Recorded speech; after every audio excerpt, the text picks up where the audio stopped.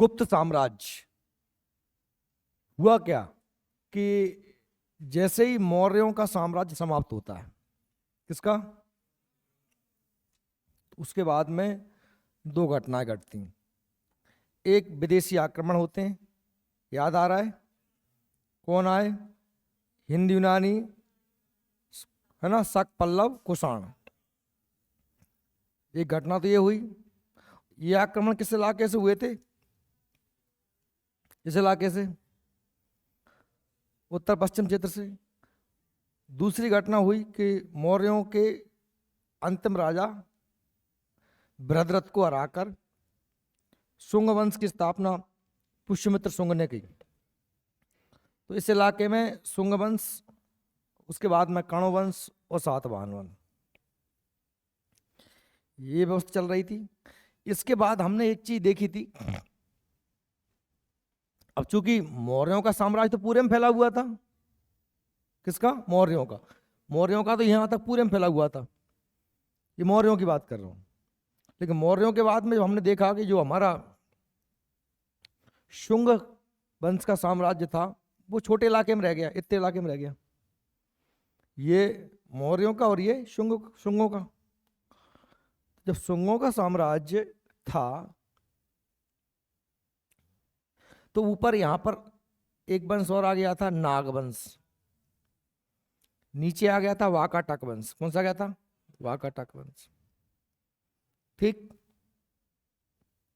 इधर शुंग हुए, उस शुंगों के बाद में हुए कण्व, और कण्वों के बाद वो कौन हुए, सातवाहन, ये हुए। ठीक है, ये कहानी सही में आ गई। अब जब ये शुंग कण्व सातवाहन वंश खत्म हुए, तब इसी इलाके में एक नए वंश का उदय होता है जिसे हम कहते हैं गुप्त साम्राज्य। क्या कहते हैं, गुप्त कौन थे, गुप्त कहां से आए थे, गुप्तों में कौन कौन से राजा हुए, गुप्त लोग कैसे राज्य करते थे, उनकी प्रशासनिक व्यवस्था कैसी थी, अर्थव्यवस्था कैसी थी, धार्मिक व्यवस्था कैसी थी, सांस्कृतिक उत्थान कैसे हुआ, कौन कौन से मंदिर बने, ये सारी जानकारी हम इसमें पढ़ने वाले हैं।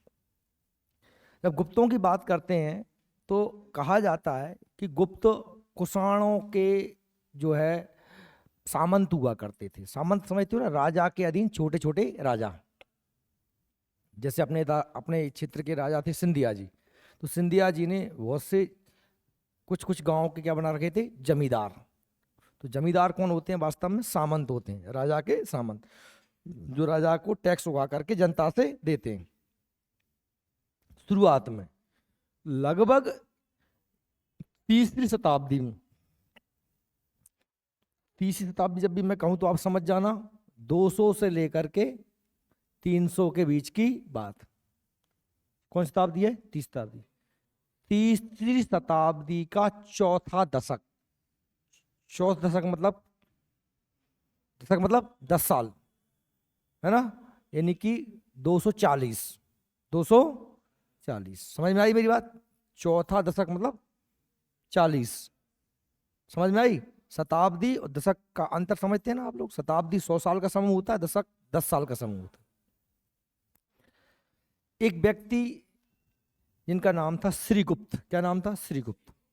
श्रीगुप्त ने छोटे से क्षेत्र में एक जो है हमें जानकारी मिलती है कि गुप्त वंश की स्थापना की। हालांकि वह स्वतंत्र शासक नहीं थे, स्वतंत्र शासक नहीं। इतिहास में जानकारी मिलती है कि ये भारशवों, जो उस समय कोई शासक रहे होंगे, उनके अधीन सामंत हुआ करते थे। पहले कुषाणों के अधीन थे, फिर उन्होंने थोड़ा सा भारशवों के अधीन आ गए। गुप्तों की जानकारी हमें मिलती कहाँ से, तो गुप्तों की जानकारी के लिए बहुत से जो है हमारे पास किताबें भी हैं। गुप्त समय की जानकारी के लिए हमारे पास बहुत सी पुस्तकें भी हैं, बहुत से शिलालेख भी मिले हैं। गुप्त राजकुमारी प्रभावती गुप्ता का शिलालेख, ताम्रपत्र भी मिले हैं, और हमें बहुत से मंदिर, बहुत सी गुफाएं भी मिली हैं। मतलब गुप्त साम्राज्य के बारे में जानकारी के लिए हमारे पास पर्याप्त स्रोत हैं। लिखित साथ इतिहास भी है, किताबें हैं, कालिदास वगैरह की बहुत से ग्रंथ हैं, और इसके अलावा हम कहें तो ताम्रपत्र या शिलालेख भी बहुत से मिले हैं, मंदिर और मूर्तियां भी बहुत सारी मिली हैं, सिक्के वगैरह भी बहुत सारे मिले हैं। तो गुप्तों के बारे में पर्याप्त जानकारी हमको मिल जाती है। अभी अब गुप्तों की बात करते हैं। तो हमने कहा साहब श्री गुप्त नाम का व्यक्ति था जिसने गुप्त वंश की क्या की, स्थापना की। श्रीगुप्त ये पहला राजा मिलता है, लेकिन ये स्वतंत्र शासक नहीं था। श्रीगुप्त जो था स्वतंत्र शासक नहीं था। उसके बाद में एक नाम आता है घटोत्कच का। घटोत्कच का नाम आता है। घटोत्कच के बाद में अगला शासक का नाम आता है चंद्रगुप्त प्रथम। किसका नाम आता है? चंद्रगुप्त प्रथम। चंद्रगुप्त प्रथम के बाद नाम आता है समुद्रगुप्त का। किसका नाम आता है? समुद्रगुप्त का। समुद्रगुप्त का। और समुद्रगुप्त के बाद नाम आता है चंद्रगुप्त द्वितीय का। हालांकि बीच में एक राजा और होता है रामगुप्त, लेकिन वो वैसा ही था। चंद्रगुप्त सेकंड। चंद्रगुप्त सेकंड के बाद आता है कुमारगुप्त का नाम। कुमारगुप्त। कुमारगुप्त। वो कुमारगुप्त के बाद नाम आता है स्कंदगुप्त। क्या कहा था नाम? स्कंदगुप्त। और अंत में नाम आता है एक राजा का, इसका नाम है भानुगुप्त। क्या नाम है? भानुगुप्त। तो ये कुछ नाम है जो आपको क्रम से याद रखने हैं। सबसे पहला श्रीगुप्त आता है, संस्थापक है। फिर घटोत्कच आता है। चंद्रगुप्त प्रथम, इसको कहते हैं वास्तविक संस्थापक। ये दोनों हुए, लेकिन ये स्वतंत्र नहीं थे। शासक तो थे, स्वतंत्र शासक नहीं थे। चंद्रगुप्त प्रथम पहला स्वतंत्र शासक बना। और समुद्रगुप्त जो आप वर्तमान में आप जो ये जो लाल कलर का रंग देख रहे हैं भारत में, ये गुप्तों का साम्राज्य, इतने इलाके में गुप्तों का साम्राज्य फैला हुआ था। तो ये जो लाल रंग का आपको क्षेत्र दिख रहा है, ये गुप्त साम्राज्य है। इतने इलाके पर गुप्तों ने राज्य किया। और ये स्थिति बनी थी किसके समय? समुद्रगुप्त के समय। किसके समय? एकदम तो तड़ भाई छोटे में पहले श्रीगुप्त यहीं रहा होगा, है ना। घटोत्कच ने थोड़ा और बड़ा किया होगा, चंद्रगुप्त प्रथम ने थोड़ा सा और बड़ा किया होगा, फिर समुद्रगुप्त ने इतना बड़ा कर लिया। इसके बाद में चंद्रगुप्त प्रथम द्वितीय आया। और द्वितीय के बाद में फिर जब कुमारगुप्त के बाद से फिर ये साम्राज्य वापस से सिकुड़ता हुआ छोटा सा होता चला गया।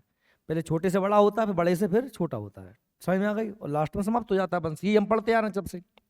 कोई वंश आता है, उत्थान होता है, बढ़ता है, फिर धीरे धीरे नष्ट हो जाता है। उसके बाद उसकी जगह नए वंश आ जाते हैं। अब हम बात कर रहे हैं कि जब गुप्तों का साम्राज्य शुरुआत में इस क्षेत्र में था, तो ऊपर यहाँ पर नाग थे और दक्षिण में कौन थे? वाकाटक थे। ठीक है, सही में आई बात आपको। गुप्त वास्तव में कौन थे? तो अलग अलग साहित्यिक स्रोत से अलग अलग जानकारी मिलती है। गुप्तों को पुराणों में वैश्य कहा गया है। जो चतुष्वर्ण है ना, ब्राह्मण क्षत्रिय वैश्य शूद्र, उसमें क्या कहा गया इन्हें? वैश्य कहा गया। ठीक है, चलिए तो गुप्तों के बारे में पढ़ते हैं हम। गुप्त वंश के इतिहास को जानने के स्रोतों के रूप में हमें क्या क्या जानकारी कहाँ से मिलती है? तो साहित्यिक स्रोत हैं। साहित्यिक स्रोत मतलब क्या है? बहुत सारी किताबें भी हैं, अभिलेख के साक्ष्य भी मिले हैं हमको, शिलालेख और ताम्रपत्र। विदेशी यात्रियों का वर्णन भी मिलता है। जैसे कि आपको पता है गुप्त काल में एक बड़ा प्रसिद्ध चीनी यात्री आया जिसका नाम है फायान। क्या नाम है? आगे हम पढ़ेंगे। चंद्रगुप्त द्वितीय के टाइम पे आएगा कौन? फायान। उसने भी किताब में लिखा है गुप्तों के बारे में। साहित्यिक स्रोत कौन कौन से अगर अपन देखें तो हमें गुप्तों के बारे में किन किन साहित्यिक स्रोत से जानकारी मिलती है? तो देखिए कुछ पुराण जैसे वायु पुराण, मत्स्य पुराण, कालिदास की रचनाएं हैं, है ना। मालविकाग्निमित्रम, अभिज्ञान शकुंतलम, विक्रमोर्वशीय, ये सब किसकी रचना है? कालिदास की। और मुद्रा राक्षस किसकी रचना है? विशाखादत्त की। पता ही है आपको। इन सभी किताबों से जानकारी मिलती है हमें आपकी गुप्तों की। दूसरी बात, कुछ बौद्ध ग्रंथ भी हैं जिनमें आर्य मंजूश्री, मूल कल्प, वशुबंध चरित्र, ये किताबें जो हैं बौद्ध ग्रंथ हैं। विदेशी यात्री का वर्णन जैसे फायान की किताब से जानकारी मिलती है। हैंशांग, अल बरूनी, ये विदेशी यात्री हैं जिनकी किताबों से हमें गुप्तों के बारे में जानकारी मिलती है। ये सभी क्या है? साहित्यिक स्रोत। ऐसा माना जाता है कि गुप्त वंश के संस्थापक कुषाण शासकों के सामंत थे। किसके थे? कुषाण। कुषाण तुम जानते हो आक्रमणकारी थे। हमने बताया था कि मौर्योत्तर काल में जो आक्रमणकारी थे उनमें एक कुषाण भी थे। कुषाण अंतिम समय थे। कुषाणों का प्रसिद्ध राजा कौन था? कनिष्क, जिसके दरबार में चौथी बौद्ध संगति हुई थी। ठीक है, पुष्यमित्र वगैरह सब पढ़ा के आ चुका हूं मैं आप लोगों को। अधिकतर इतिहासकारों के अनुसार वैश्य थे। ये क्या थे? वैश्य। वैश्य मतलब बनिया थे, व्यापारी थे। गुप्त वंश की स्थापना का श्रेय किसको जाता है? श्रीगुप्त को। हालांकि श्रीगुप्त संस्थापक है गुप्त वंश का, लेकिन वास्तविक संस्थापक है चंद्रगुप्त प्रथम। कौन है? क्यों ऐसा? क्योंकि श्रीगुप्त स्वतंत्र शासक नहीं था।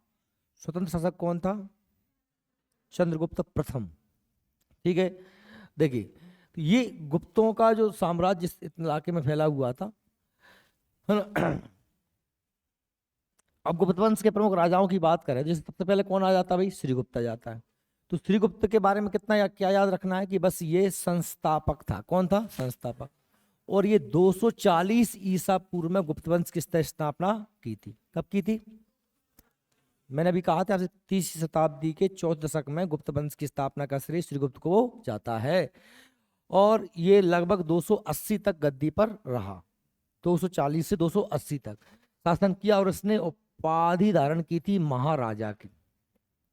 चूंकि कुछ इतिहासकार ऐसा मानते हैं कि उस समय महाराजा की उपाधि सामंत लोग धारण करते थे।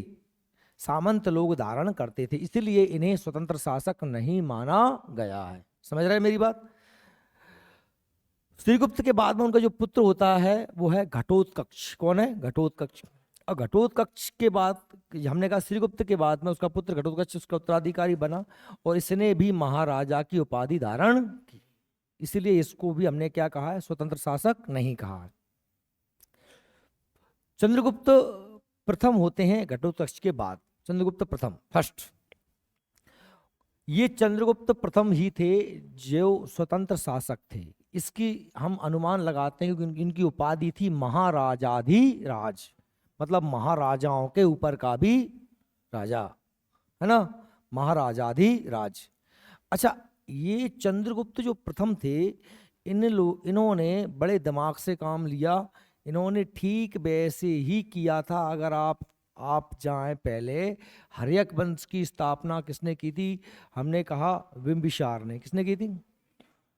वो बिंबिसार ने वैवाहिक संबंध स्थापित किए थे अपने आसपास के राज्यों से, जिनसे वो लड़ नहीं सकता था। उसने आसपास शादियां कर ली थी। तो चंद्रगुप्त प्रथम ने भी अपने पास में जो उनके राज्य थे कुछ जो शक्तिशाली, जैसे कि लिच्छवियों का राज्य था नेपाल में, है ना, तो उसने लिच्छवियों की राजकुमारी कुमार देवी से विवाह कर लिया। किसने? चंद्रगुप्त प्रथम। यानी आप इसने युद्ध भी किए और वैवाहिक संबंध भी स्थापित किए, जिससे कि इसके साम्राज्य को इसने विस्तार दिया, अपने साम्राज्य को बड़ा कर लिया। ठीक है, और ये पहला स्वतंत्र राजा बनता है किसका? गुप्तों का। गुप्तों का प्रथम स्वतंत्र शासक, या हम इसे ऐसे भी कह सकते हैं गुप्त वंश का वास्तविक संस्थापक। वास्तविक संस्थापक, संस्थापक कौन था? श्रीगुप्त, लेकिन वास्तविक संस्थापक चंद्रगुप्त प्रथम। ठीक है, तो चंद्रगुप्त प्रथम गुप्त वंश का प्रथम महत्वपूर्ण राजा था। इसने महाराजाधिराज की उपाधि धारण की। ये इंपोर्टेंट पॉइंट है भाई। किस गुप्त वंश के शासक ने महाराजाधिराज की उपाधि धारण की थी? वो कौन था? चंद्रगुप्त प्रथम था। कौन था? चंद्रगुप्त प्रथम। चंद्रगुप्त प्रथम का विवाह लिच्छवी वंश की राजकुमारी कुमार देवी से हुआ था। और लिच्छवी साम्राज्य नेपाल में फैला हुआ था और ये बहुत पावरफुल साम्राज्य था और बहुत धनाढ्य भी था, पैसे वाला साम्राज्य भी था। इसलिए इसको एक तो सामरिक मदद, मतलब युद्ध में चूंकि वो बहुत शक्तिशाली था, और दूसरा अर्थव्यवस्था में भी इससे मजबूती मिलती है और इसका साम्राज्य सुरक्षित हो जाता है कुमार देवी के साथ विवाह करने पर। और इसने कुछ सिक्के भी चलवाए, जिन सिक्कों पर इसने खुद का और कुमार देवी का चित्र भी बनवाया। चंद्रगुप्त प्रथम ने 319-20 में एक संवत चलवाया, जिसे कहते हैं गुप्त संवत। कैलेंडर जानते हैं आप लोग? जैसे ये अपना ग्रेगोरियन कैलेंडर है जनवरी फरवरी वाला, ऐसे विक्रम संवत है हमारा जो घर पे अपन जो उपयोग करते हैं। आज परमा, दोष, तीज, अमास, पुण्य, शादी ब्याह खोजते हैं, ये सब मुहूर्त देखते हैं, वो हमारा विक्रम संवत होता है। विक्रम संवत आगे चंद्रगुप्त द्वितीय शुरू करेगा। तो गुप्त वंश में 2 संवत शुरू हुए हैं, एक गुप्त संवत, एक विक्रम संवत। विक्रम संवत चंद्रगुप्त द्वितीय शुरू करेगा आगे, है ना। ये चंद्रगुप्त प्रथम ने संवत शुरू किया है गुप्त संवत। हालांकि महत्वपूर्ण कौन सा है? विक्रम संवत। लेकिन प्रश्न बन जाता है गुप्त संवत की शुरुआत किसने की और कब की, तो 319 में चंद्रगुप्त प्रथम ने की। कहा कि शुरुआत गुप्त संवत की शुरुआत किसने की भाई, चंद्रगुप्त, है ना। अब चंद्रगुप्त प्रथम के पुत्र होता है समुद्रगुप्त। कौन होता है, ये सबसे ज्यादा महत्वपूर्ण है, इससे बहुत ज्यादा प्रश्न बनते हैं गुप्तों में। यदि सबसे ज्यादा प्रश्न बनते हैं तो दो राजाओं से बनते हैं, समुद्रगुप्त से और चंद्रगुप्त द्वितीय से। राजा तो हमने पूरे पढ़ ली लाइन से कि श्रीगुप्त, घटोत्कच, चंद्रगुप्त प्रथम, समुद्रगुप्त, चंद्रगुप्त द्वितीय, कुमारगुप्त, स्कंदगुप्त, भानुगुप्त। ये तो आप लाइन से याद रख ही लो, ये तो जरूरी है ही। ये पूरे राजाओं के नाम हो गए, श्रीगुप्त, घटोत्कच, चंद्रगुप्त प्रथम, समुद्रगुप्त, चंद्रगुप्त द्वितीय, कुमारगुप्त, स्कंदगुप्त, भानुगुप्त। ये क्रम से याद होना चाहिए आप लोगों को, ठीक है। लेकिन सबसे ज्यादा फेमस दो हैं, एक है स्कंदगुप्त समुद्रगुप्त और दूसरे हैं चंद्रगुप्त सेकंड, चंद्रगुप्त द्वितीय, जिनका नाम है विक्रमादित्य। क्या नाम है, विक्रमादित्य, जिन्हें विक्रमादित्य भी कहा जाता है, उपाधि है उनकी विक्रमादित्य की। अब समुद्रगुप्त की बात करते हैं, तो समुद्रगुप्त किसका बेटा है, समुद्रगुप्त बेटा है चंद्रगुप्त प्रथम का। किसका है, इसकी माता का नाम है कुमार देवी, कुमार देवी। और कुमार देवी कौन है, लिच्छवी राजाओं की राजकुमारी थी, इसीलिए किसका भानेज है, लिच्छवियों का भानेज है। अरे इसके मामा होगा लिच्छवी, लिच्छवी राजा इसके कौन, इसके मामा हो गए। तो ये अपने आप को लिच्छवी दौहित्र कहता था, दौहित्र मतलब उनका भांजा, ठीक है, लिच्छवी दौहित्र का कहलाता था। और समुद्रगुप्त को इसलिए महत्वपूर्ण माना जाता है कि समुद्रगुप्त एक महान योद्धा था, समुद्रगुप्त महान योद्धा था। उसने संपूर्ण भारतवर्ष के सभी उस समय के राजाओं को पराजित कर दिया था। इसने धरणी बंध की योजना बनाई, धरणी बंध मतलब धरती को बांधने की, पूरी दुनिया को जीतने की योजना बनाई। हालांकि उस समय उसके लिए दुनिया भारत ही रही होगी, है ना। तो उसने संपूर्ण उत्तर भारत के राजाओं को, लगभग 11-12 राजा थे आर्यव्रत उत्तर भारत के, उत्तर भारत को आर्यव्रत कहते हैं और दक्षिण भारत को दक्षिणाव्रत कहते हैं, है ना। तो दक्षिण भारत के, उत्तर भारत के लगभग 12 और 17 राजाओं को पराजित किया था। और ये हमें जानकारी मिलती है कि उसने जितनी भी विजय की थी उन सब सारी विजयों को एक पत्थर पर लिखा गया, जिसे कहते हैं प्रयाग प्रशस्ति। क्या कहते हैं, प्रशस्ति का मतलब होता है सम्मान। अपन जब भी कोई प्रतियोगिता वगैरह हम भाग लेते हैं, मिलते हैं प्रशस्ति पत्र मिलता है, मिलता ही नहीं मिलता, सम्मान पत्र, उस पर क्या लिखा रहता है, प्रशस्ति पत्र। प्रशस्ति मतलब क्या होता है, सम्मान। तो इस समुद्रगुप्त के सम्मान में इसके ही एक दरबारी कवि थे जिनका नाम था हरिसेन। क्या नाम था, ये बहुत बार आया क्वेश्चन है, मैं कम से कम 2-3 बार आपको पहले बता चुका हूँ इसके बारे में, फिर बता रहा हूँ। हरिसेन ने समुद्रगुप्त की विजयों का उल्लेख एक पत्थर पे किया है, जो पत्थर हमें कहां से मिला है, प्रयाग यानी इलाहाबाद प्रयागराज से मिला है। उस पर इसने किन किन राजाओं को कब कब हराया, उन सब राजाओं या इसकी विजयों का उल्लेख है। इसलिए इसको इतिहासकार स्मिथ ने कहा है भारत का नेपोलियन। क्या कहा है, भारत का नेपोलियन। अच्छा, ये नेपोलियन से हम तुलना कर रहे हैं, नेपोलियन बोनापार्ट का नाम आपने शायद सुना हो। ये यूरोप का एक बहुत बड़ा जो है, फ्रांस यूरोप का एक बहुत बड़ा शासक था जिसने संपूर्ण यूरोप को जीत लिया था। किसने, नेपोलियन बोनापार्ट ने। तो जैसे नेपोलियन ने पूरे यूरोप को जीत लिया था, ठीक वैसे ही समुद्रगुप्त ने संपूर्ण भारत के राजाओं को पराजित कर दिया था। पर इसने उत्तर भारत के तो सभी राजाओं को हराया और उनको अपने कब्जे में ले लिया था, पर दक्षिण भारत के राजाओं को पराजित तो किया पर उन्हें अपने अधीन नहीं किया, उनसे केवल टैक्स लेकर, पैसा लेकर उनको स्वतंत्र छोड़ दिया। इसलिए हम देख पा रहे हैं कि इसका राज्य, गुप्तों का राज्य दक्षिण भारत में नहीं, जीता इसने सबको, ठीक है। अच्छा, ना केवल ये युद्ध में निपुण था, शक्तिशाली था, अपितु ये कला और संस्कृति में भी आगे था। ये खुद बहुत अच्छा संगीतकार था। इसके वीणा बजाते हुए इसके सिक्कों पर इसके फोटो छपे हैं जिस पे यह बीणा बजा रहा है। तो इससे हम अनुमान लगा पा रहे हैं कि एक बहुत अच्छा संगीत प्रेमी भी रहा होगा। बात समझ में आ रही है आप लोगों को मेरी? किसकी बात कर रहा हूं मैं? समुद्रगुप्त की बात कर रहा हूं। यह कुमार देवी का पुत्र था, और कुमार देवी आप समझ ही गए, चंद्रगुप्त प्रथम और कुमार देवी। अतः अपने आप को लिच्छवी दौहित्र कहता था। क्या कहता था? लिच्छवी दौहित्र कहता था। समुद्रगुप्त की नीतियां आक्रामक और विस्तारवादी थी। इसने अपने आप पूरे में फैलाना चाहता था, ठीक है।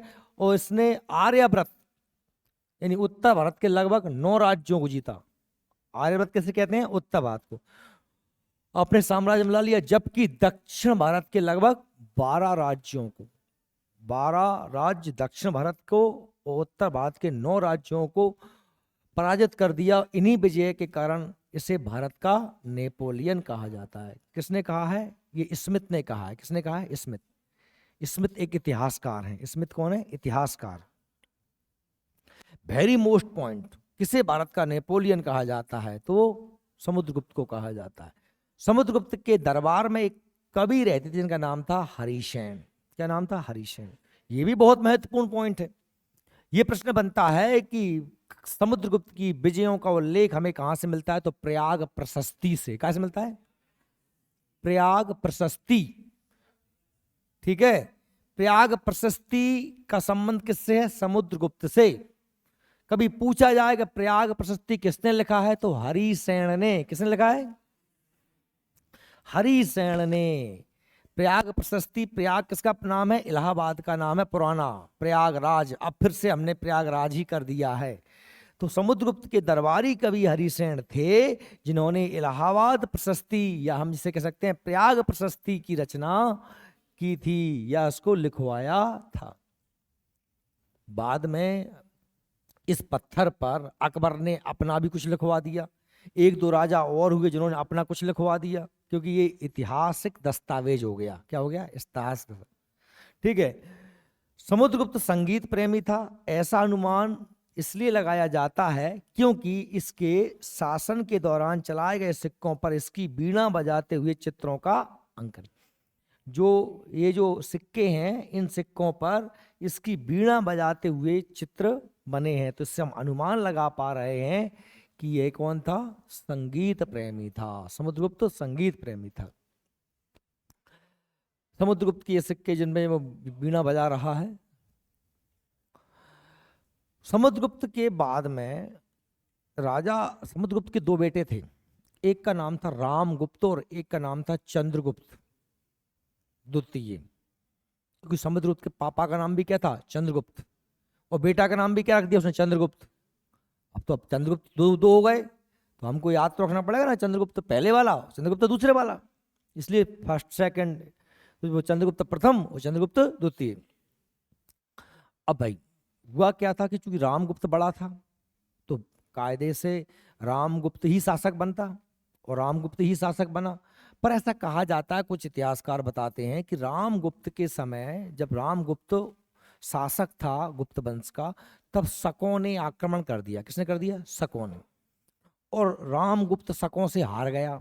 रामगुप्त शकों से हार गया, और उसकी जो पत्नी थी ध्रुव देवी, उसको मजबूरी में शकों से संधि करना पड़ा और अपनी पत्नी को शकों को देना पड़ा प्रजा की रक्षा के लिए। बात समझ में आ रही है आप लोगों को?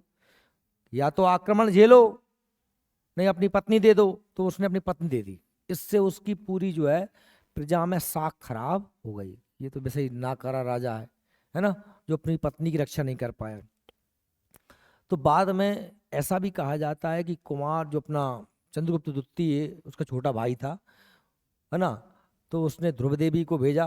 पर वास्तव में चंद्रगुप्त द्वितीय खुद ध्रुव देवी का रूप धर के, साड़ी माड़ी पहन के वो खुद चला गया शकों के साथ, और उसने वहां जाके उन शकों को ठोक पीट दिए, मार मूर के भगाया, और भग के आकर के यहाँ रामगुप्त को हटाया गद्दी से और खुद शासक बन गया।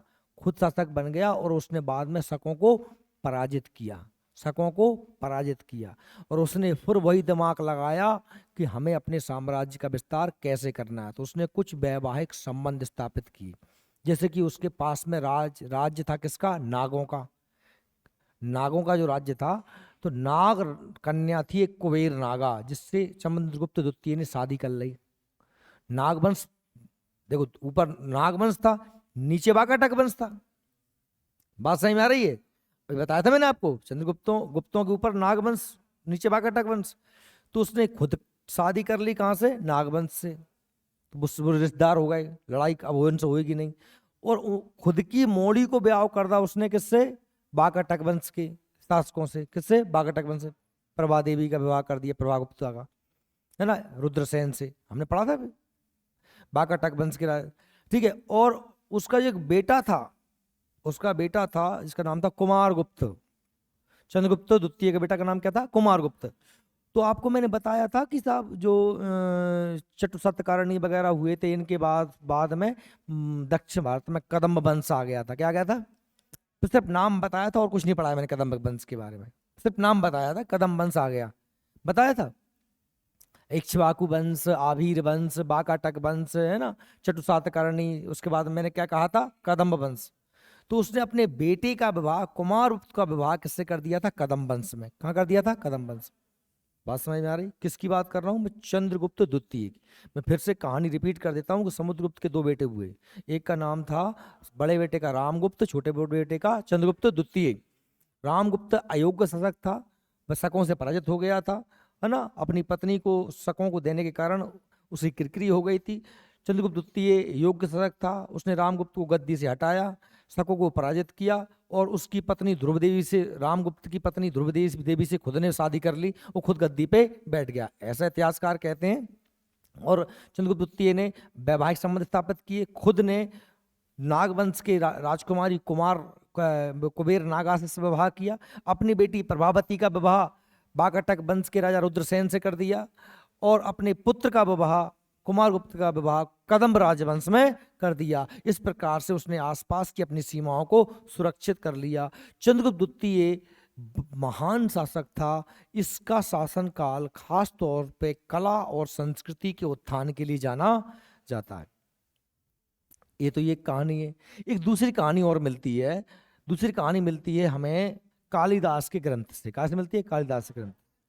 कालिदास के ग्रंथों से सूचना हमको ऐसी मिलती है कि समुद्रगुप्त के दो बेटे थे। सबसे बड़े बेटे का नाम रामगुप्त था, और दूसरे बेटे का नाम था चंद्रगुप्त द्वितीय। जो रामगुप्त था, रामगुप्त की पत्नी का नाम पिंगला था। क्या नाम था? पिंगला, है ना। ऐसा देखो इतिहास है, इतिहास में अलग अलग जानकारी मिलती है। तो पिंगला, हालांकि ये कोई बहुत सिर्फ आपकी समझ के लिए बता रहा हूँ, पेपर तो मैं प्रश्न हमसे ज्यादा बनेंगे तो किससे बनेंगे? चंद्रगुप्त द्वितीय से बनेंगे, ठीक है। तो जो ऐसा एक बार कहा जाता है कि रामगुप्त जो है शासन करते थे, बढ़िया अच्छे शासक थे। और एक बार रामगुप्त के दरबार में कोई ऋषि आते हैं, और रामगुप्त की सेवा से ऋषि बड़े प्रसन्न होते हैं, और रामगुप्त को एक सेब दे देते हैं कि राजा मैं तुम्हारी सेवा से बड़ा खुश हुआ, आपके आतिथ्य से बड़ा प्रसन्न हुआ, ये सेब आपको मैं देता हूँ, इस सेब को खाने से तुम हमेशा युवा बने रहोगे, कभी बूढ़े नहीं होगे, और तुम्हें रोग बीमारियां इत्यादि नहीं आएंगी, स्वस्थ रहोगे और वृद्ध नहीं होगे। रामगुप्त ने अपनी पत्नी पिंगला से बहुत प्रेम करता था। उसने कहा कि मैं नहीं खाऊंगा, मेरी पत्नी स्वस्थ और जवान बनी रहे। उसने अपनी पत्नी को दे दिया, है ना। अब वो पत्नी का टांका किसी बॉडीगार्ड या अंगरक्षक सेनापति या जो भी रहा उसके साथ रहा होगा, उसका लफड़ा, तो उसने वो उसको दे दिया। वो जो बॉडीगार्ड था, जो उसका अंगरक्षक था, वो किसी वेश्या से प्रेम करता था नगर की, तो उसने वो वेश्या को दे दिया। वेश्या ने कहा कि मैं वैसे ही तो बेकार जीवन जी रही हूँ, है ना, देह का व्यापार कर रही हूँ, है ना, ऐसा जीवन स्वस्थ रह के और लंबा जीवन जी के मैं क्या करूंगी? अपने राजा कितने महान हैं, जनता का कितना हित रखते हैं, कितने न्याय प्रिय हैं। तो वो राजा के दरबार में पहुंची, और वो सेव फल उसने राजा को वापस दे दिया कि लीजिए राजा, आप खाइए, आप खा लीजिए इसको, आप स्वस्थ रहेंगे और आप बीमार और बूढ़े नहीं होंगे। राजा के हाथ में वापस सेव फल आया तो उनका दिमाग खराब हो गया। उन्होंने कहा ये तो बड़ा, मैंने धीरे पिंगला को दिया था। वापस पिंगला के पास पहुंचा तो पिंगला से पूछा, भाई तेरे पास कैसे आया, तूने इसको किसको दे दिया था? ये ना बताइए, एक आध दुकान पटेंदा होंगे तो बता दे माने कि मैंने उसको दिया था, उसने उसको दिया था।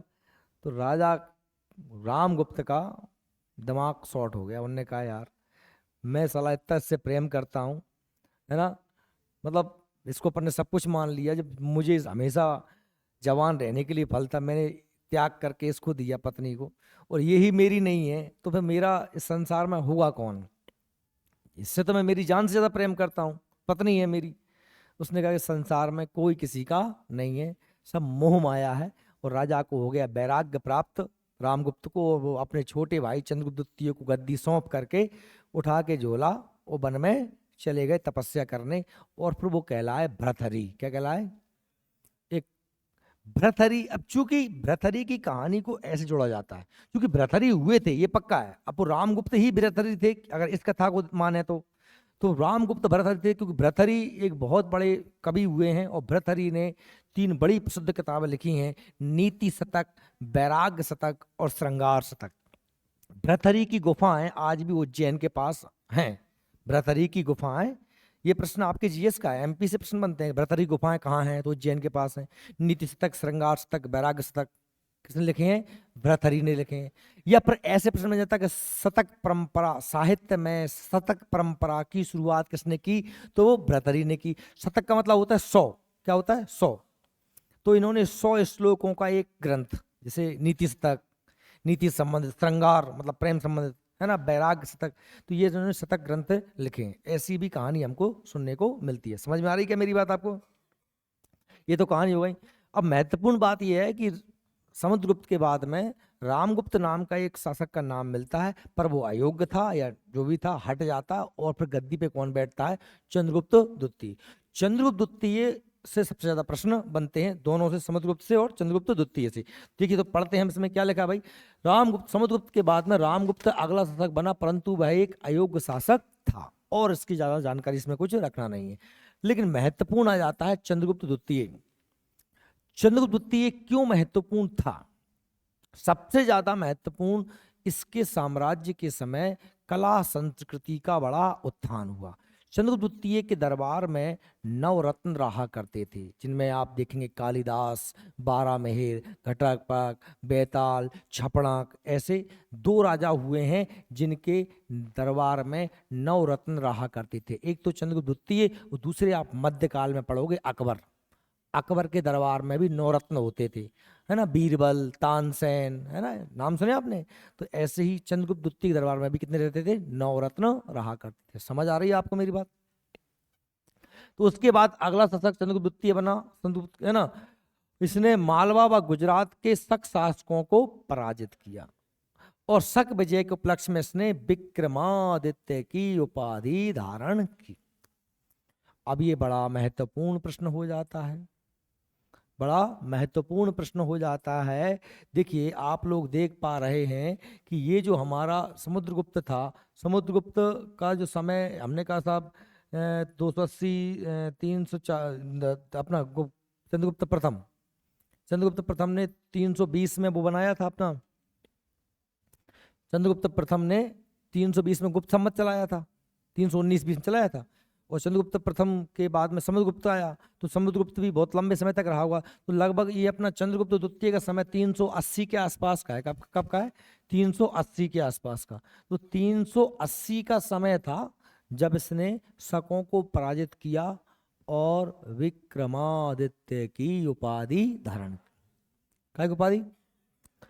अब जरा याद करना, मैंने आपको बताया था कि ऐसा 57 ईसा पूर्व पहले भी हुआ था।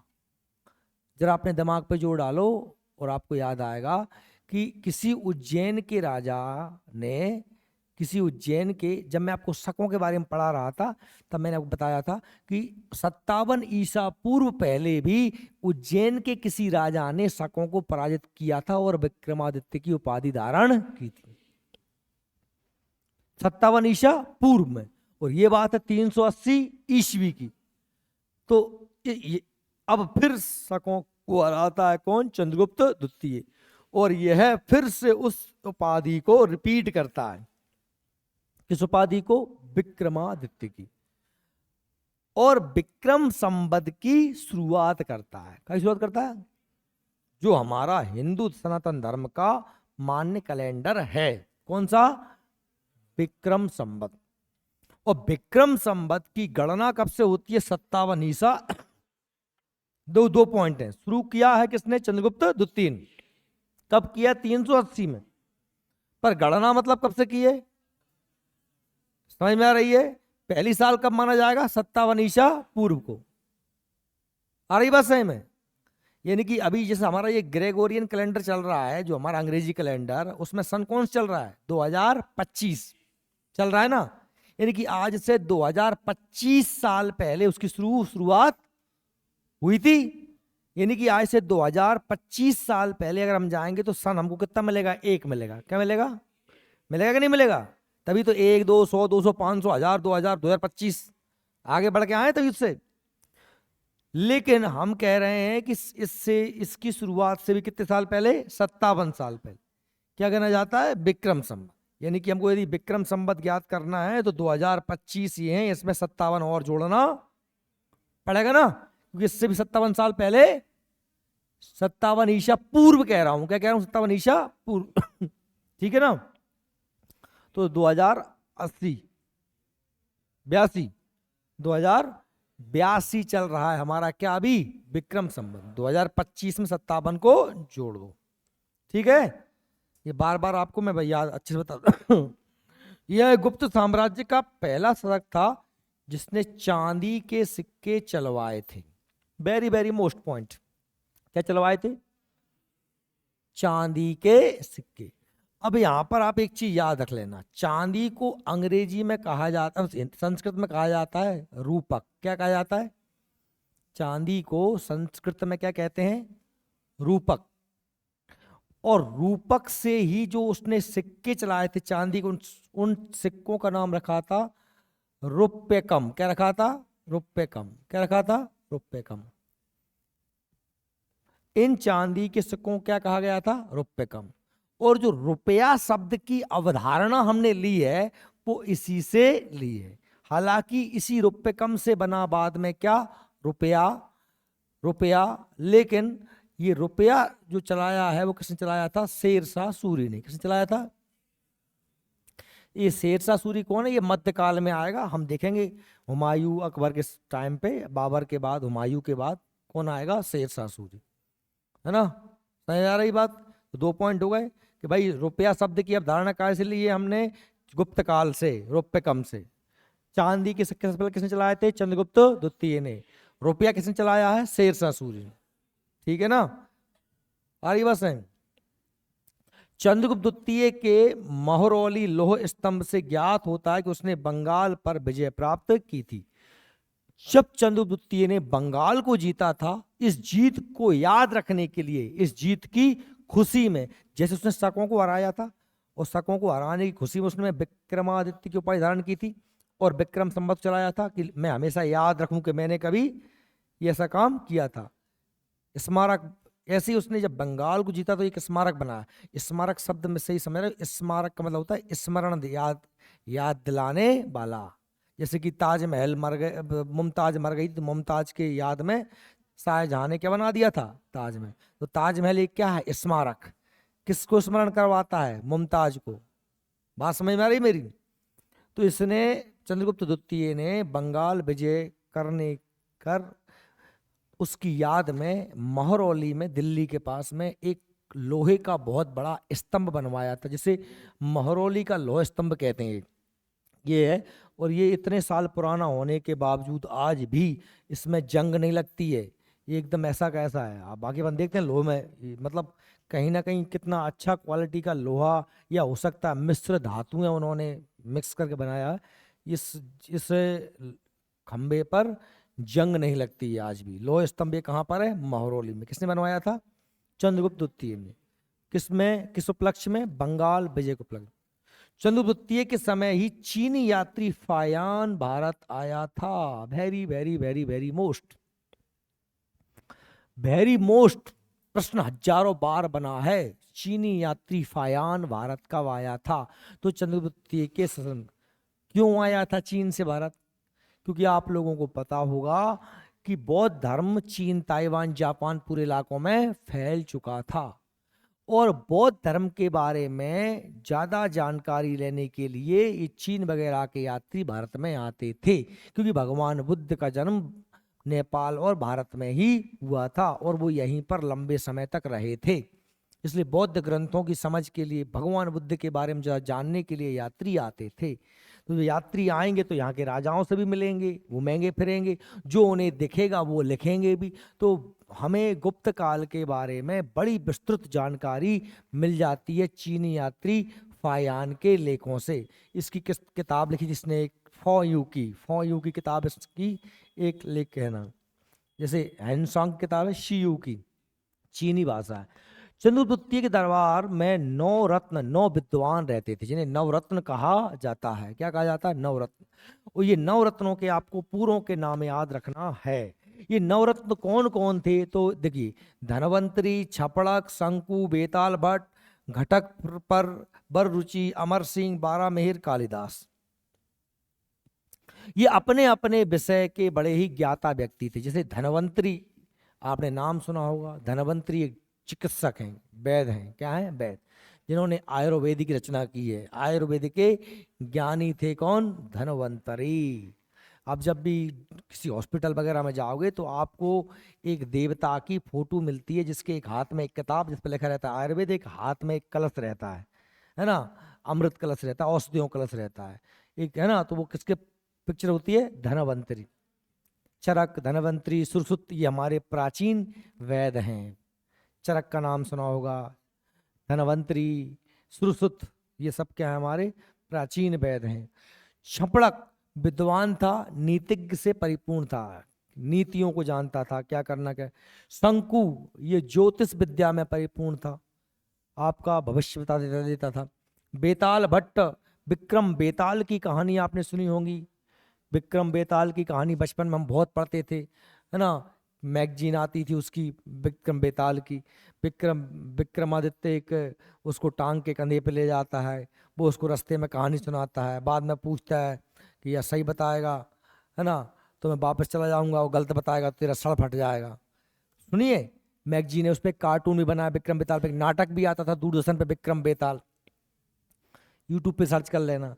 ये तुम्हारी पीढ़ी तो पता कछु मुंह सही में नहीं जा, कछु कर्म की थोड़ी है, कछु पता तो नहीं रही तुम्हें। घटक पर कवि, ये क्या था? कवि था। बररुचि, ये वैयाकरण और व्याकरण का ज्ञानी था। कौन? बररुचि।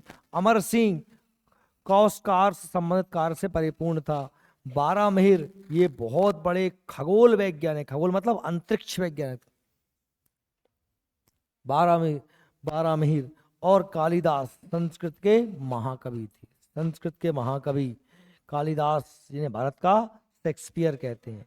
7 किताबें लिखी इन्होंने, है ना। कालिदास के बारे में कहानी कि ये पहले बिल्कुल मूर्ख थे। कहा जाता है कि उज्जैन के राजा चंद्रगुप्त की पुत्री, या जो भी थी, कोई था राजा की पुत्री, उसने ऐसा घोषणा की थी कि मैं उसी से विवाह करूंगी जो मुझे शास्त्रार्थ में पराजित कर दे। शास्त्रार्थ समझते ना, ग्रंथों के, मेरे प्रश्नों का जवाब दे दे। तो सारे पंडित विद्वानों को आमंत्रित किया गया और उस राजकुमारी से सारे पंडित विद्वान पराजित हो गए। तो उन पंडितों के अहम पर, ईगो पे बड़ी चोट पहुंची कि यार देखो, हम एक स्त्री से हार गए। उनने सबने षड्यंत्र रचा कि इसका विवाह ऐसे मूर्ख से करवाएंगे कि ये भी याद रखेगी।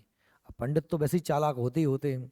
पंडित मतलब कोई जाति मतलब नहीं, पंडित का मतलब ब्राह्मण मत समझ लेना। पंडित का मतलब होता है कोई भी विद्वान व्यक्ति, है ना, जो भी होशियार है वो पंडित कहलाता है। पंडित शब्द का मतलब ही होता है, पंडित का मतलब होता है जानकार व्यक्ति। अब अपन पंडित का मतलब समझते हैं द्विवेदी, त्रिवेदी, चतुर्वेदी, ये नहीं होता है ना, वो उनकी जाति अलग है। पंडित का मतलब होता है जो व्यक्ति जानकार है, जिसे ज्ञान है, वो पंडित है ना। तो सारे पंडित लोग इकट्ठा होके जो है ढूंढते हैं महामूर्ख को। तो वो जा रहे होते हैं जंगल में, तो उन्हें एक व्यक्ति मिलता है, जिस डाली पे बैठ रहा था उस डाली को काट रहा था, है ना। इस तरफ बैठा है डाली पे, ये पेड़ है, वो इसी इधर से काट रहा है। अब वो कटेगी तो नीचे गिरेगा, डाली गिरेगी तो वो गिरेगा। तो उसने कहा इससे बड़ा मूर्ख कौन होगा, तो उसको पकड़ लाया। उसका नाम था कल्लू। कल्लू को पकड़ लाया। अब कल्लू सुनने कहते, कल्लू सुन, तू भाई राजकुमारी के सामने पहुंच जाना और तुझे मुंह से नहीं बोलना, बस तू जो राजकुमारी पूछे तुझे क्या करने हैं, इशारे करने हैं। क्या करने हैं? इशारे। और उन इशारों की व्याख्या हम करेंगे सब बैठ के मिलके। और ने ऐसे करके जुगाड़ तुगाड़ से राजकुमारी को पराजित करवा दिया। राजकुमार चूंकि जैसी शर्त थी उस हिसाब से राजकुमारी को कल्लू से शादी करनी पड़ी। अब कल्लू शादीदार हो गई तो शादी के बाद जैसे ही सुहागरात के दिन राजकुमारी और कल्लू आमने सामने आए तो राजकुमारी के सामने कल्लू का भेद खुल गया कि तो बहुत बड़ा बेवकूफ़ है। तो राजकुमारी को बड़ा दिमाग खराब, उनने कहा यार मेरी से ये तो छल हो गया मेरे साथ। तो राजकुमारी ने रात कही कल्लू में लात दे के बाहर निकाल दिया। वो कल्लू बेचारा चला गया जंगल। कल्लू बड़ा दुखी था, जा रहा था तो उसे रास्ते में कहते हैं कि कोई एक सरस्वती माता की प्रतिमा, पत्थर की प्रतिमा से उसका हाथ टच हो गया और उसको प्रतिमा मिल गई। उसने पूजा की और उसे परम ज्ञान, दुनिया के सभी शास्त्रों का, वेदों का और सारा ज्ञान हो गया। वो कल्लू बन गए कालिदास। अब ये कथाएं हैं, है ना, सही है गलत है वो राम जाने। सुनी है हमने बचपन से, आपने सुनी होंगी, पढ़ी होंगी। और कालिदास फिर इतने विद्वान हो गए कि उन्होंने संस्कृत में उन जैसा महान कवि कोई हुआ ही नहीं। उन्होंने महाकाव्य, खंड काव्य और नाटक, कुल 7 किताबें लिखी और इतना अच्छी तरीके से लिखा कि उन्हें भारत का शेक्सपियर तक कहा जाता है। शेक्सपियर एक कवि हैं इंग्लिश के, इंग्लैंड के, है ना। तो उनके आधार पर जो कहा जाता है। तो ये 9 रत्न है, धनवंतरी, छपड़क, सक्कू, बेताल भट्ट, घटक पर, बररुचि, अमर सिंह, बारामिहिर, कालिदास। अब इनको 2 4 6 8 बार पढ़ना तब ये याद होंगे, है ना। प्रश्न ऐसे बन जाते, निम्न में से कौन एक जो है 9 रत्न में शामिल नहीं है। और 4 इनमें से 3 इनमें से नाम दे देंगे, एक कोई अलग दे देंगे, तो आपको पहचानना पड़ेगा ना। ठीक है, तो इसलिए आपको याद रखना पड़ेगा। अब जब चंद्रगुप्त द्वितीय के बाद में जो उसका बेटा बनता है शासक, कौन? कुमारगुप्त। क्योंकि आपको मैंने बताया था कि फायान आया था किसके शासनकाल में? चंद्रगुप्त द्वितीय के शासनकाल में।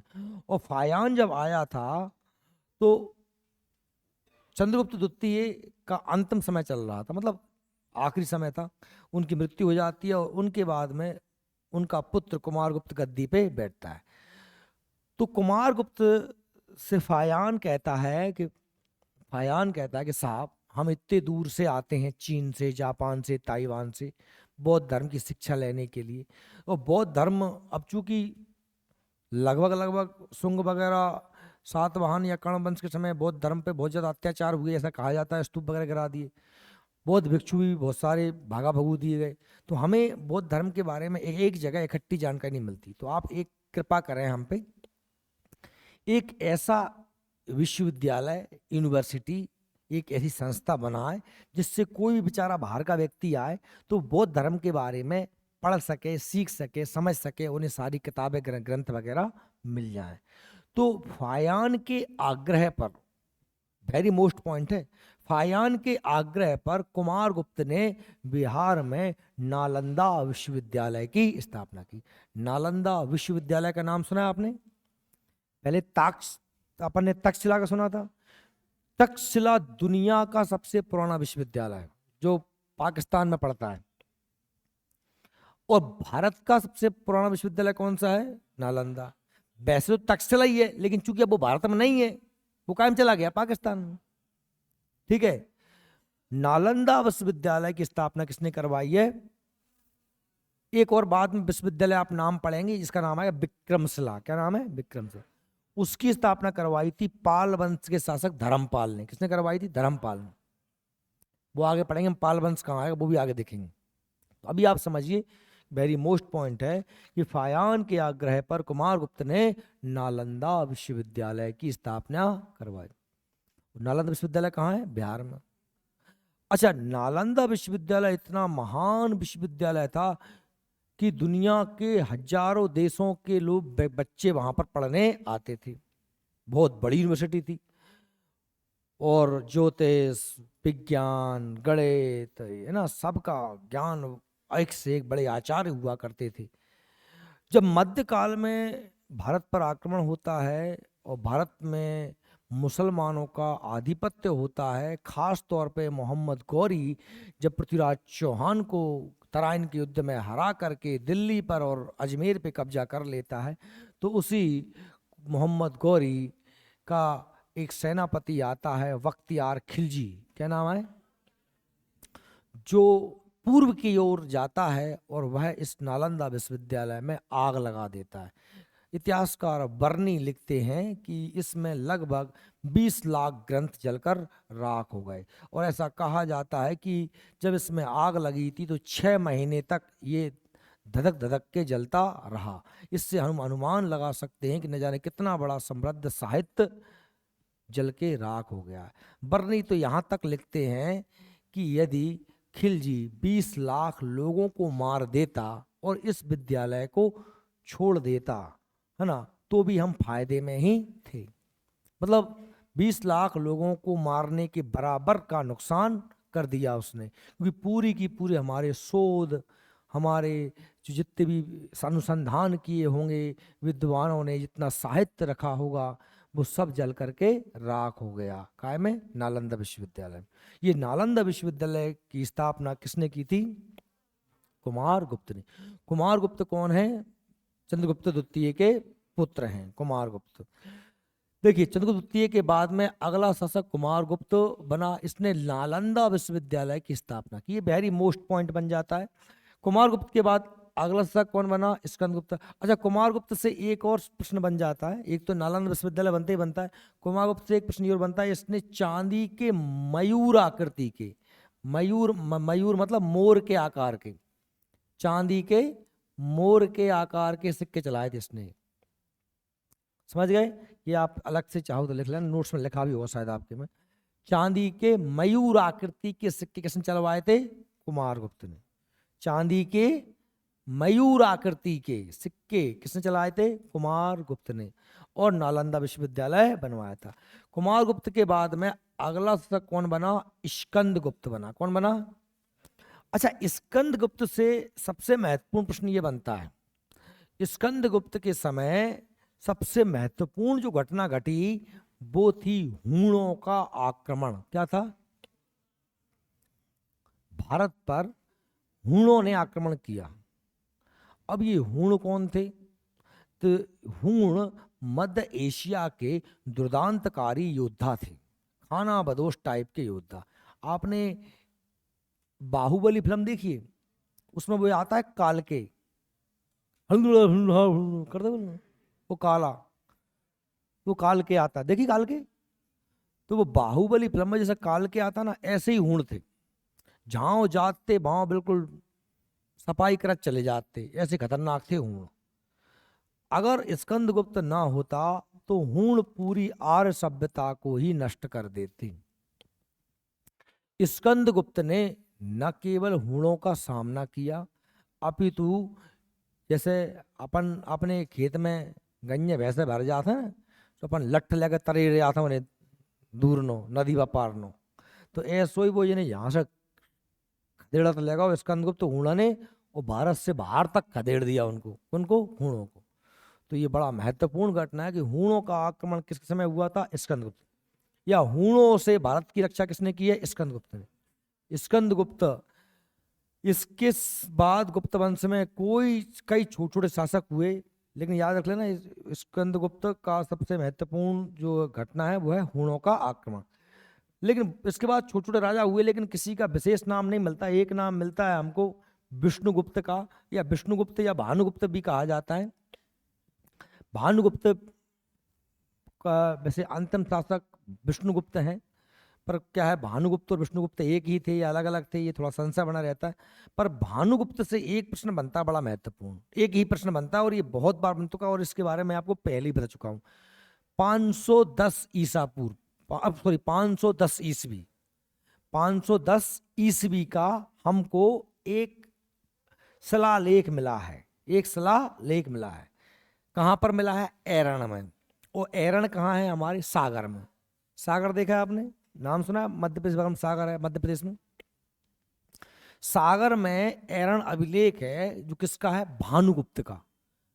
गुप्त सम्राट भानुगुप्त का, जो इसलिए महत्वपूर्ण है क्योंकि हमें भारत में पहली बार सती प्रथा के क्या मिलते हैं, साक्ष्य। कहा के साक्ष्य मिलते हैं?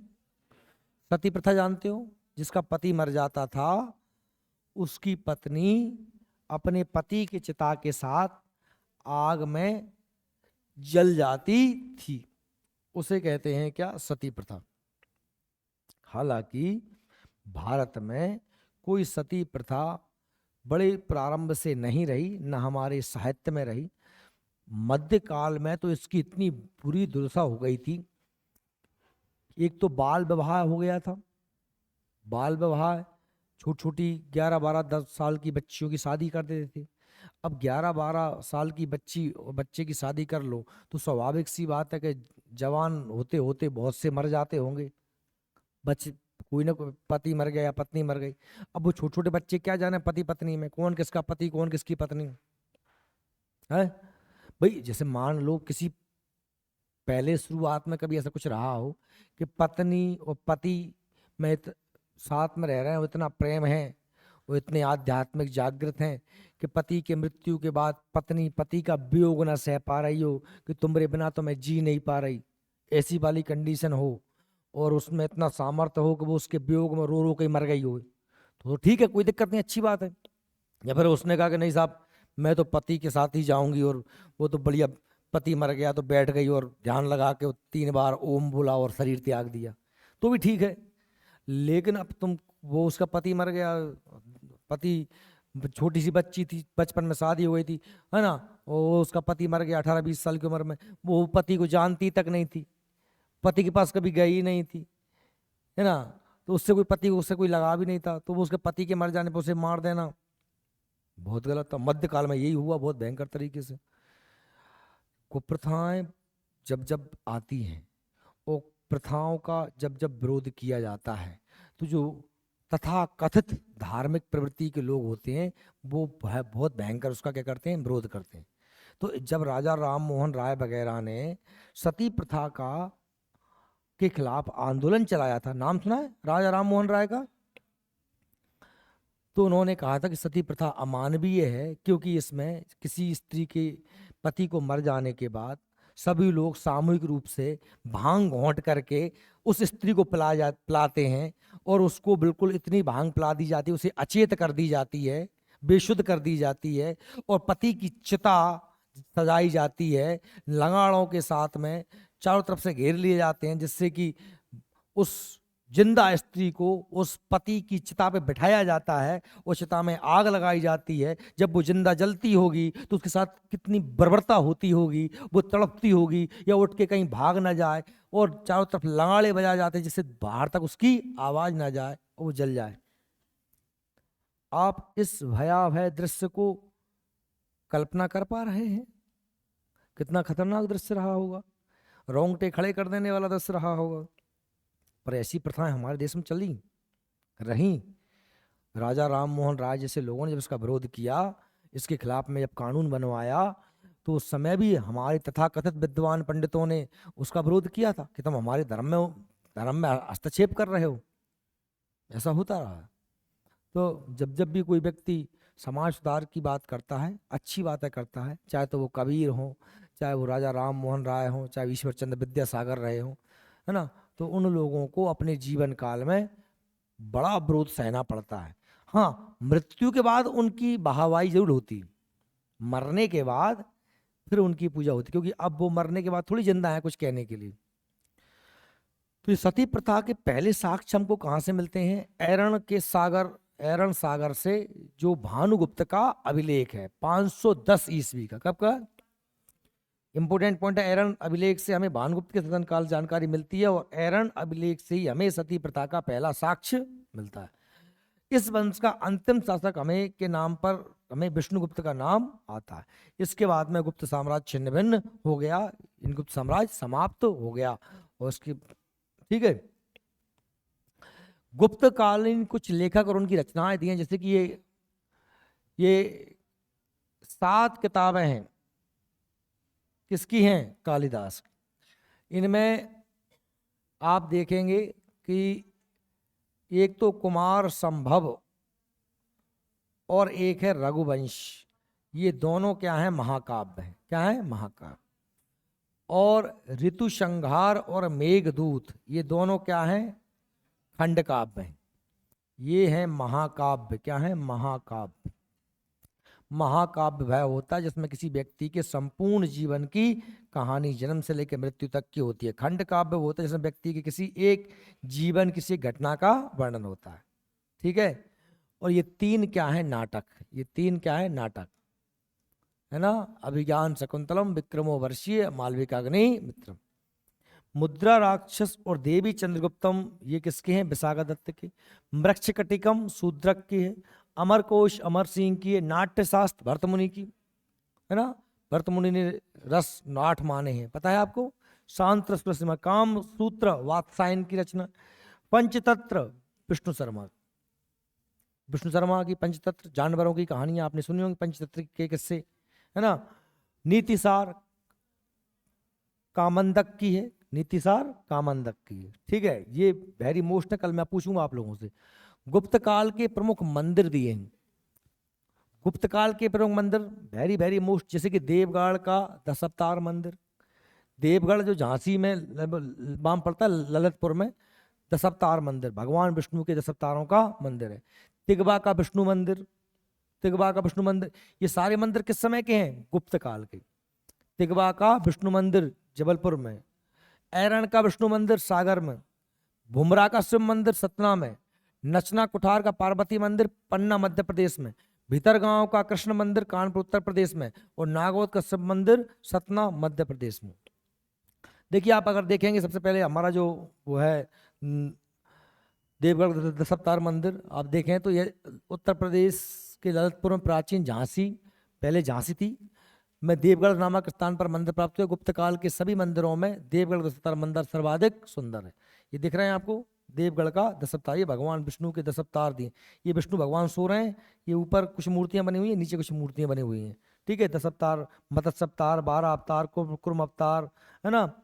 ये इस तरीके से, है ना, नरसिंह अवतार, 12 वामन अवतार, परशुराम अवतार, राम अवतार, कृष्ण अवतार, बुद्ध अवतार, ये सब मूर्तियां दी हुई हैं, है ना। मंदिर का निर्माण ऊंचे और चौड़े चबूतरे पर किया गया है। ऐसे ही ये तिगवा का विष्णु तिगवा जबलपुर में कटनी जिले का एक गांव है, जहाँ एक प्राचीन पुरातन स्थल, इसमें कई हिंदू मंदिर हैं और गुप्त युगीन वास्तुकला में सर्वोत्तम उदाहरण मंदिर है। वस्तुतः मंदिर के अवशेष हमें गुप्त काल में ही मिलते हैं। गुप्त काल के प्रमुख मंदिरों में तिगवा का विष्णु मंदिर एक प्रसिद्ध मंदिर है। ये इस प्रकार से आप देखेंगे, ये गुप्त काल का मंदिर है, तिगवा का विष्णु मंदिर। ऐरण का विष्णु मंदिर का इतिहास। ऐरण के मंदिर विष्णु भवन के अवतार से संबंधित है। महाविष्णु मंदिर के अलावा इस स्थल पर महावराह मंदिर भी है। महावराह मतलब, बराह मतलब सुअर अवतार में भगवान की बहुत बड़ी मूर्ति है। आप देखेंगे इतनी बड़ी मूर्ति। ये बैठा है आदमी, इससे इसके आकार का अनुमान लगा लो, है ना। ये आदमी बैठा है, इसके सामने इतने बड़ा बराह की मूर्ति है, महावराह की मूर्ति है, भगवान विष्णु की मूर्ति। मध्य प्रदेश सतना जिले में भुमरा नामक स्थान पर पाषाण निर्मित एक गर्भगृह प्राप्त हुआ है, जिसमें प्रवेश द्वार पर गंगा यमुना की आकृति बनी हुई। इसके द्वार की चौखट पर अलंकरणों से आई गई मंद की छत चपटी है। गर्भगृह के भीतर एक मुखी शिवलिंग स्थापित है। इसके सामने स्तंभ युक्त मंडप तथा चारों ओर प्रदक्षिणा पथ मिलता है, परिक्रमा मार्ग। यानी कि जो हमने कहा था भुमरा, अपना भुमरा का शिव मंदिर, ये भगवान शिव का ये शिवलिंग है। ये भुमरा जगह पे, भुमरा कहाँ पर है? सतना में। भुमरा का शिव मंदिर गुप्त काल का है।